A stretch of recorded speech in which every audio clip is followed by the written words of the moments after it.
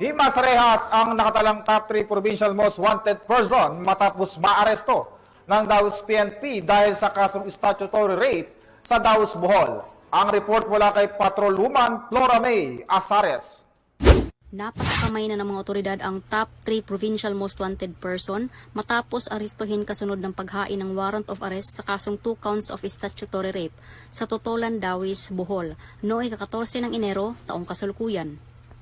Kinilala ni Police Major Librado L. Bigcas Jr., officer in charge ng Dawis Municipal Police Station, ang suspect na si Rodrigo, 64 anyos, residente ng naturang lugar.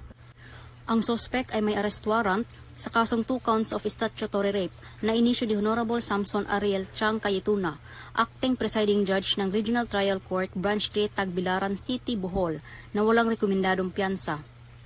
Ipinaalam na sa kinauukulang korte ang pagkakaaresto ng suspect at ito'y pansamantalang nakadetine sa Dawis Municipal Police Station Custodial Facility para sa dokumentasyon at tamang disposisyon. Sa pamamagitan ng determinasyon ng mga kapulisan ng Dawis, mas papaigtingin pa nila ang kanilang pagganap ng tungkulin upang mapanagot ang mga tiwaling individual at masiguro ang seguridad ng mga mamamayan. Dahil dito sa bagong Pilipinas, ang gusto ng pulis, ligtas ka. Mula dito sa Central Visayas, ako ang inyong PNN correspondent, Patrolwoman Flora May Azares, alagad ng batas, tagataguyod ng Balitang Pulis. Maraming salamat, Patrolwoman Azares. Samantala